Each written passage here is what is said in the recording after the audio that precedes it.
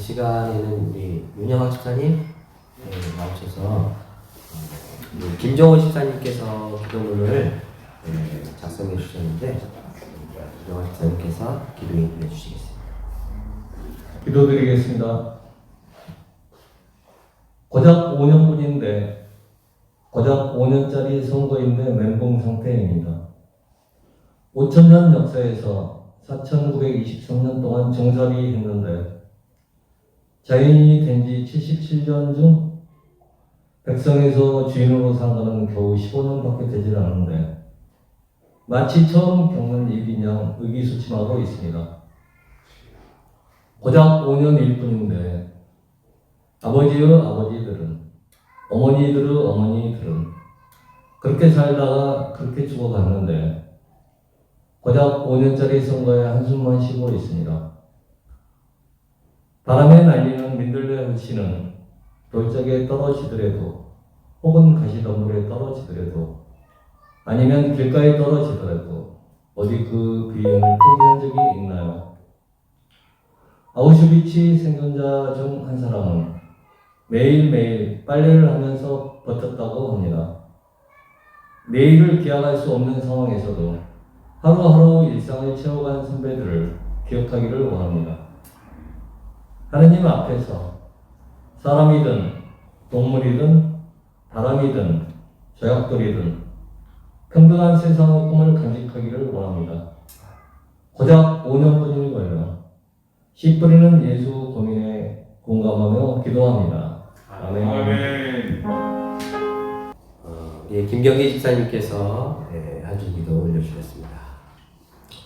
수요일 시술로 통증이 줄어들어 가족들과 즐거운 시간 보낼 수 있게 도와주소서. 주여 우리에게 자비를 베푸소서. 아멘. 통증을 한 2주 정도 먹게 하는 그런 시술을 감각을 죽여서 그런 시술을 하시게 됐습니다. 그래서 통증이 멎으면 가족들하고 귀한 시간을 보낼 수 있도록 함께 기도해 주시면 감사하겠습니다.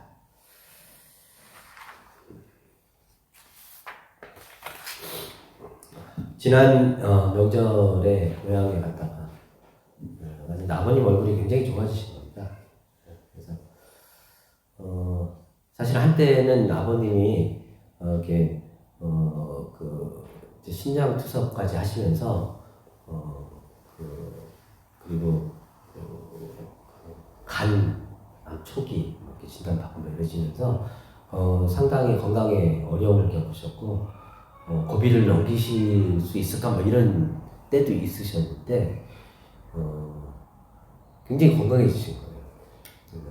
평상시에 이렇게 통화를 하긴 했지만 그래도 좋아지셨어도 그만 하시겠지 생각을 했는데 얼굴도 그렇고 이렇게 활동하시는 것도 그렇고 많이 좋아지셨어요. 원인을 찾아보니까 어머님이 계절에 상관없이 그때 병원에서 나오신 이후로 매일 데리고 나가신대요. 모시고 나가셔서 하루에 1시간에서 2시간씩은 매일 걸으신대요. 이게 서서히 몸이 회복되기 시작하시더니 지금은 뭐 아주 좋아지셨어요. 잘 안 움직이셨는데 물론 따뜻할 때 잘 움직이시고 뭐 이러셨는데 겨울에는 춥고 이러니까 나가기 귀찮고 뭐 이러면서 항상 되게 많이 계셨었는데 계절에 상관없이 매일 1시간, 2시간씩 걷고 오시니까 몸이 계속해서 순환되시면서 얼굴이 많이 좋아지셨더라고요. 그걸 보면서 꾸준히 사람의 몸을 이렇게 순환시켜주는 게 참 중요하구나. 사람 몸만이 아니라 마음도 그렇고 신앙도 그렇고 이게 멈출 수 있고 사람이 건강할 수 있는데 건강하다가도 어느 순간인가 멈출 수 있고 또 이렇게 다칠 수 있고 갇힐 수 있고 그렇지만은 그거를 계속해서 뭔가 뚫어주고 계속해서 순환시켜줄 수만 있다면 뭐든지 이렇게 건강하게 여러분들 저희가 이제 텃밭 농사를 지지만 텃밭 근처에 화정동 근처도 그렇고 대장동 근처도 그렇고요. 하천 군데 보면 뭐가 있냐면 EM통, 큰 통이 EM통이 있어요. 그래서 정기적으로 방류를 시켜요. 왜 그러냐면 하천이나 개천들이 계속 이제 축산이라든가 뭐 이런 데서 나오는 것 때문에 계속 오염되고 썩고 막, 그리고 이제 물이 가물거나 이럴 때는 흐르지 않고, 그러니까 막 냄새나고 막, 그러니까 이 물을 정화시키기 위해서 정기적으로 계속 EM을 방출을 하는 거예요. 네. EM을 계속 방출하니까 스스로 계속 자정작용에 의해서 물이 정화가 되는 겁니다. 네.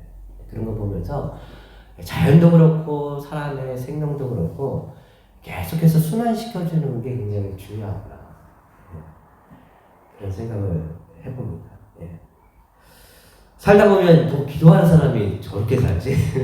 뭐 그런 경우가 있잖아요. 근데 가만히 생각을 해보면 기도를 하니까 그만큼 사는지도 몰라. 그래요? 그래서 박래희 시인은 우리 일상에 눈물로 들어가서 빛으로 나오는 심연의 작은 방, 때로는 나를 시기하고 나를 치유하고 성찰하고 사유하면서 하루하루 나를 생성하고 빚어가는 이 작은 방의 소중함을 이야기합니다. 작은 방만 소중하겠습니까? 힘들고 어려운 삶의 여건 속에서도 마음의 빛을 밝혀서 이루는 크고 작은 사랑의 씨앗들도 사실은 힘나게 하고 또 기운나게 하고. 오늘 마태복음 6장, 이제 이거는 결론적으로는 오늘 저희가 읽은 거는 결론적으로 얘기를 하는 거고, 그 앞에 6장의 서두에 보면 기도할 때, 금식할 때, 너희는 기도할 때 이렇게 해라 하면서 주기도문 얘기도 하시고, 그리고 자선을 할 때 우리가 어떻게 해야 되나 하면서 이렇게 종교 생활에 대한 이야기를 예수님께서 쭉 해주고 계십니다. 근데 예수님께서 키포인트는 그래요. 너희가 신앙생활 할 때 호들갑 떨지 말라. 사람한테 보이려고 호들갑 떨지 말라. 기도를 할 때 조용히 골방에 들어가서 아무도 모르게 기도하고 자선을 베풀 때 오른손이 하는 거, 심지어는 왼손도, 내 똑같은 손이 있는데 오른손이 하는 거 왼손도 모르게 그렇게 은밀하게 하고, 금식을 할 때도 나 금식합니다 라고 하는 거 사람들한테 내비치기 위해서 하는 게 아니라 금식을 할 때조차도 마치 금식을 하지 않는 사람처럼 머리 단장 탁, 어제 이 말 했거든요. 콧단장 딱 하고 머리에 기름 딱 바르고 그런 식으로 하면서 자기가 하고 있는 일들을 사람들에게 막 드러내려고 하지 마라. 그런 얘기를 해주세요. 사실 우리 교회는 그런 게 별로 없는데 예수님 당시에는 그게 굉장히 많이 있었던 것 같아요. 근데 가만히 생각을 해보면 어떤 거는 은밀하게 하는 것보다 홍보하고 광고하는 게 더 좋잖아요. 그렇잖아요. 저희가 지난번에 연탄봉사 했는데, 그잖아요? 그거를 페북으로 공유를 했더니 이태리에 있는 친구가 그걸 본 거예요. 그래서는 그 친구가 그 교회에다가 그 소식을 알리고는 교인들끼리 십시일반을 약간 헌금을 모아서 보낸 거예요. 연탄봉사요. 그러니까 좋은 일은 많은 사람이 홍보해서 연대하고 그래서 하면 훨씬 더 좋잖아요. 그죠? 좋잖아요. 요즘 성경 필사 여행을 함께 하고 있는데 한 몇 분이라도 같이 하니까 저마다 다른 형태로 다 저는 하시리라고 생각을 하는데, 그런 과정 속에서 그래도 몇 분이라도 같이 이렇게 써내려 가니까 힘도 되고 아주 좋습니다. 예수님의 이 말씀은 연대하지 말라, 뭐 알리지 말라, 혼자 고독하게 뭐든지 해라, 그런 말씀은 아닐 거예요. 사람이 똑같은 일을 해도 어디에 에너지를 집중하면서 하냐에 따라서 완전히 달라질 수 있다고 생각을 합니다. 제가 화분을 키우는데 정말 여러분들한테 화분 잘 키웁니다 라고 하는 거를 드러내기 위해서 한다라고 생각해 보십시오. 그러면 화분도 꽃 종류도 좋아하는 사람마다 다 다른데, 그죠? 나는 이 꽃을 좋아하고 어떤 사람은 어떤 사람은 꽃을 좋아하지만 어떤 사람은 화초를 좋아하고, 어떤 사람은 꽃을 안 피우고 키우기 편한 그런 화분 키우는 걸 좋아하지만 어떤 사람은 그렇지 않거든요. 그 모든 사람의 입맛에 제가 어떻게 다 맞추겠어요? 그죠? 제가 만약에 여러분들에게 보여주려고 꽃을 키운다라고 생각을 하면 얼마나 피곤하고 힘들고 내 인생이 지치겠습니까? 그게 아니었어요. 아니었어요.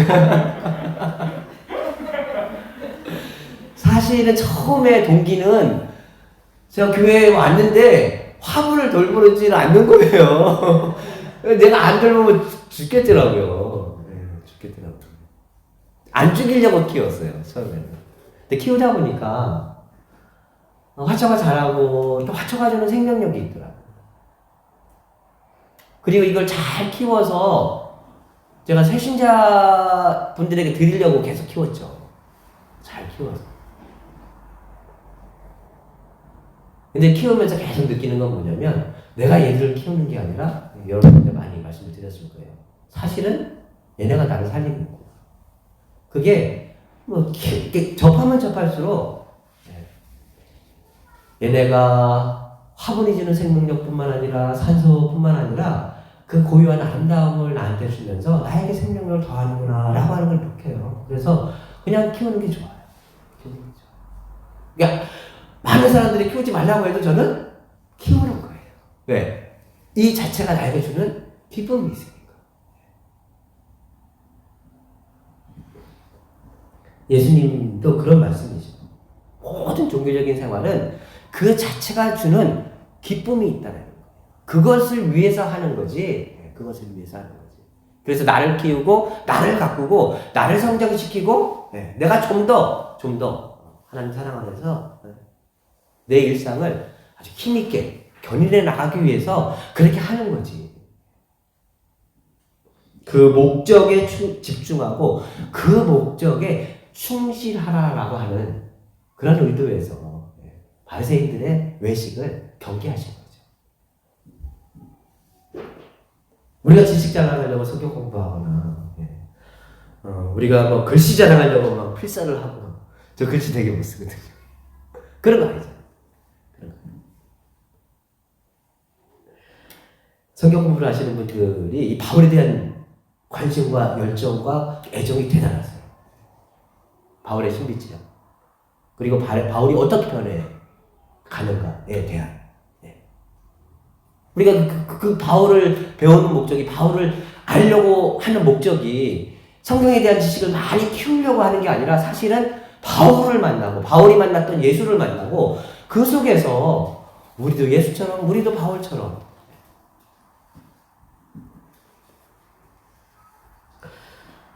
저는 저희 교회에서 우리 교인들이 드리는 기도가 참 좋습니다.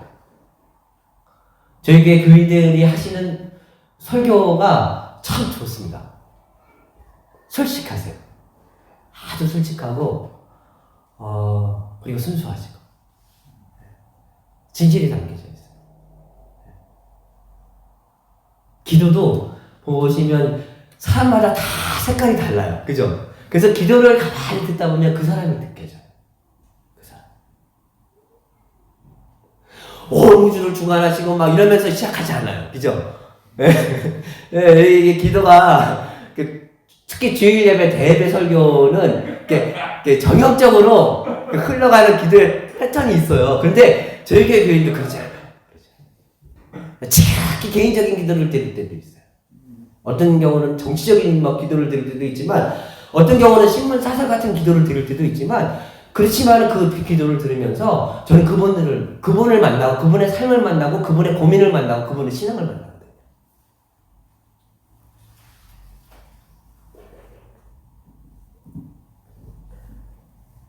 저희 교회 교인들과 여러 가지 이제 프로그램을 하다 보면 저는 형식적이지 않아서 좋아요. 형식적이지 않아요. 교회는 꼭 이런 걸 해야 돼. 그런 거로 저를 괴롭히지 않아서 좋아요. 목사님 교회인데 이런 거 꼭 해야 되지 않습니까? 이러지 않아서 좋아요. 오히려 제가 거기에 갇혀있을 때가 더 많아요. 자유롭지만 그 안에는 마음이 있어요. 진심이 있고, 우리 김경희 집사님 응원 예배 같이 드리면서 사람들 한 사람 한 사람 정말로 다양한 형태로, 어떤 분들은 노트를 준비해 주시고, 그 노트 준비하신 거 보니까 지나간 그 밴드에서 여러분들이 드렸던 그 기도에서 그 김경기 집사님하고 연결되어 있는 그 모든 기도들을 하나씩 하나씩 또 다 뽑으셔서 그 직접 글을 쓰시고 그 안에다가 또 사진을 담으셨더라고요. 그걸 가만히 읽다 보면 이분이 김경기 집사님이 그 건강을 위해서 얼마나 애정을 쏟으면서 그 시간들을 보냈는가가 느껴져요. 장성만 집사님 나오셔서 노래를 하시는데 그 노래를 선택하기 위해서 얼마나 많은 시간들을 고민했을까라고 하는 게 그냥 막 느껴지는 거예요.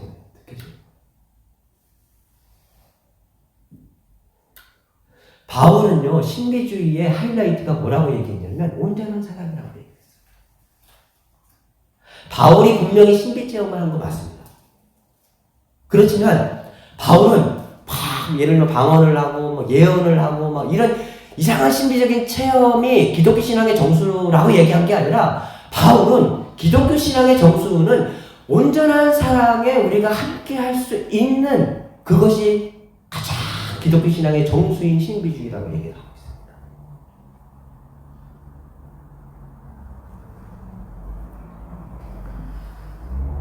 저는 저희 교회가 신앙생활을 바꿔가고 공동체 안에서 이 성찰의 길과 사랑의 길을 만들어가는 과정 속에서 한 가지 방식을 고집하지 않아서 좋아요.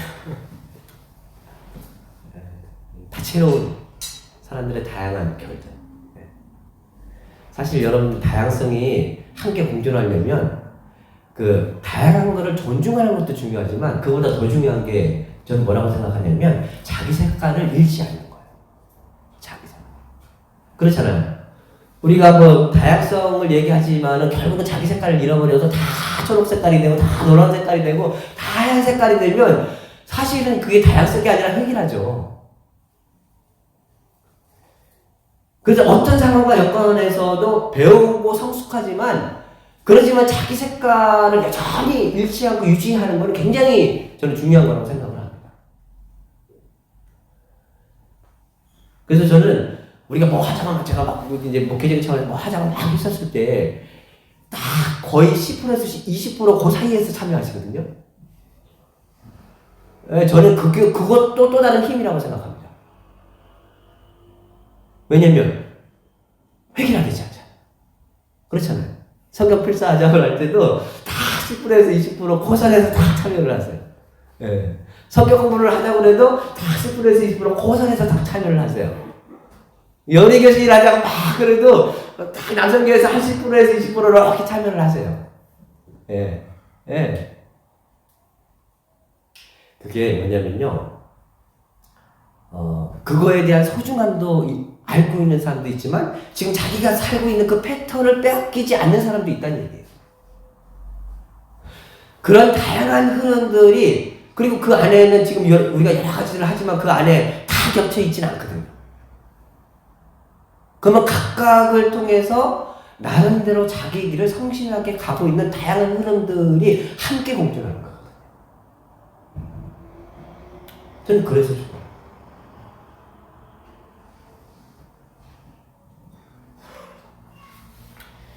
오늘 읽은 마태복음 6장의 말씀은 먹고 사는 의식주 문제가 중요하지 않다라고 하는 게 아니죠.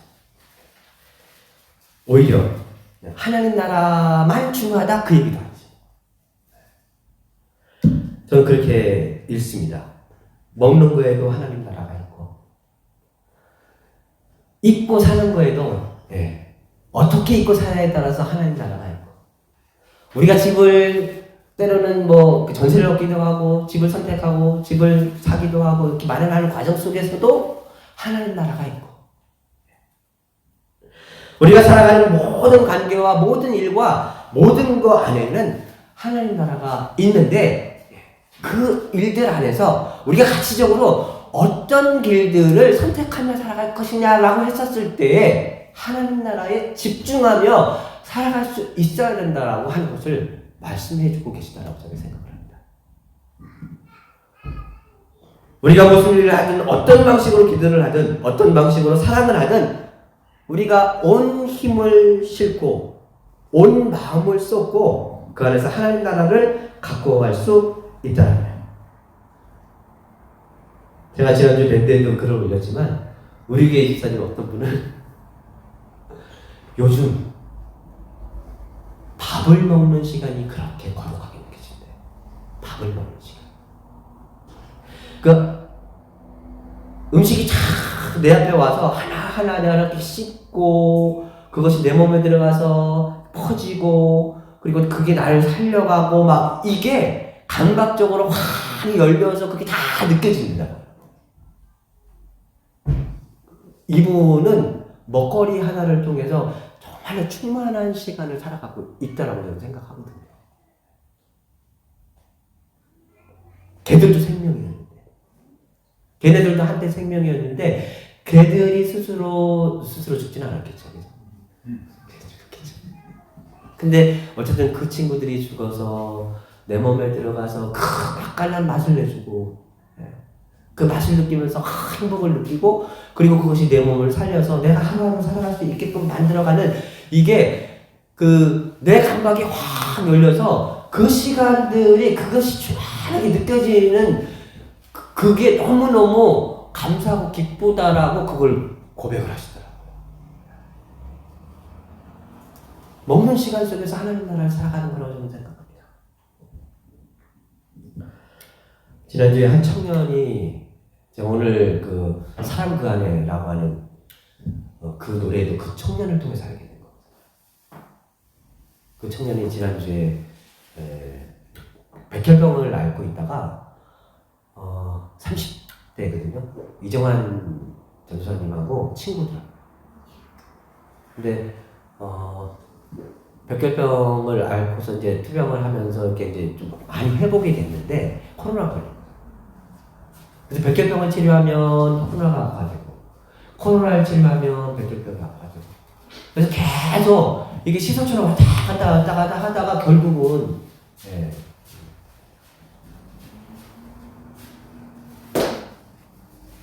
근데 그 장례식장을 갔는데 그 장례식장에 부모님이 이제 와 계세요. 부모님이 와서 상주를 하시는데 아들 하나밖에 없고 그리고 이제 결혼해서 아이도 없고 아내 딱. 근데 그 결혼식 그 장례식장에 정말 많은 그렇게 세대를 넘나드는 소위 말하면 감리교 운동권 목사님들이 다 올 거예요. 다 왔는데 하나같이 이제 앉아서 하는 얘기가 뭐냐면 너무 안타까운 거예요. 너무 아쉬운 거예요. 근데 그 친구가 살았던 삶에 대해서는 더 이상 바랄 게 없다라고 하는 그 느낌, 얘기하면서. 이 30세에 아주 짧은 삶을 살아갔는데, 그럼에도 불구하고 그 친구의 그 죽음을 놓고, 삶을 놓고, 함께 이야기하는 그 선후배들의 모든 사람들의 자기 느낌이 그런 거예요. 야, 삶에 대해서 여한이 없다. 삶에 대해서 이런 청년이 너무 빨리 떠난 거에 대해서는 안타까운데요. 그 사람의 삶에 대해서는 뭔가 충만한 게 느껴져요. 그래서 아쉬움이 없어요. 이 친구는 80년 동안 살아갈 삶을 30년 동안 다 살고 갔구나라고 하는 게 느껴져요.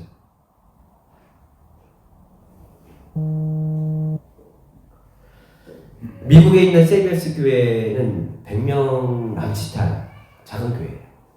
근데 그 교회가 작지만은 지역 안에서 다양한 사역을 하는 교회로 유명합니다. 그 교회에 카페가 있는데 그 카페집이 닷이라고 하는 할머니가 카페집입니다. 그 할머니가 그 카페를 찾아오는 많은 사람들에게 그런 얘기를 해준대요. 어떤 얘기냐면 딱따구리 얘기입니다. 딱따구리 한 마리가 열심히 나무를 쪼고 있었어요. 그날도 어느 날과 다름없이 딱따구리가 나무를 쪼고 있는데 갑자기 마른 벼락이 치더니 그 나무가 반으로 탁 쪼개지는 게 아니었어요. 이것을 보고 놀란 다른 짐승들이 다 딱따구리에게 와서 물었답니다. 너에게 무슨 힘이 있어서 이 큰 나무를 쪼갤 수 있었니? 그러자 딱따구리가 이렇게 대답을 했답니다. 나는 단지 나에게 맡겨진 일은 온 힘을 싣고 충만히 행했을 뿐이야. 우리가 열심히 기도해도 실패할 수 있고요. 우리가 열심히 살아도 일찍 하나님 품에 안기는 사람도 있고 평생을 쪼아도 아무런 일이 안 일어날 수도 있죠. 그렇다고 실패했다고 일찍 떠났다고 눈에 보이지 않는 결과가 없다고 손에 만져지지 않는다고 우리가 살아왔던 삶의 시간들이 헛된 시간이 아니라고 하는 겁니다.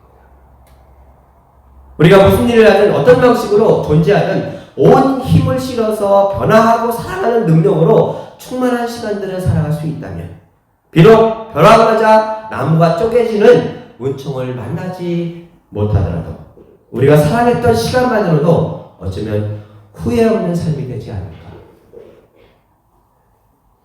지난주에 어느 교우께서 보내오신 귀한 음악이 있습니다. 그건 이제 예배 끝나면 제가 틀어드릴 거고요. 그 가사가 이렇습니다. 홍순관님, 내가 드린 기도로 아침이 오진 않는다. 내가 드린 기도로 해가 뜨진 않는다. 내가 드린 기도로 내일이 오지 않는다. 내가 드린 기도로 꽃이 피진 않는다. 내가 드리는 기도는 노동처럼 오래 걸린다. 내가 드리는 기도는 그늘 속으로 말없이 들어가는 일이다. 내가 드린 기도로 내일이 오지 않는다. 내 기도는 노을처럼 아침을 기다린다. 아침을 기다린다. 내가 드린 기도로 무언가 오지 않아도 노을처럼 아침을 기다리는 삶이라면 그 자체로 충분하다라고 하는 시인의 고백입니다. 이런 고백이 한 주간 동안 우리의 삶 속에 함께 하시기를 주님의 이름으로 기원합니다. 아멘.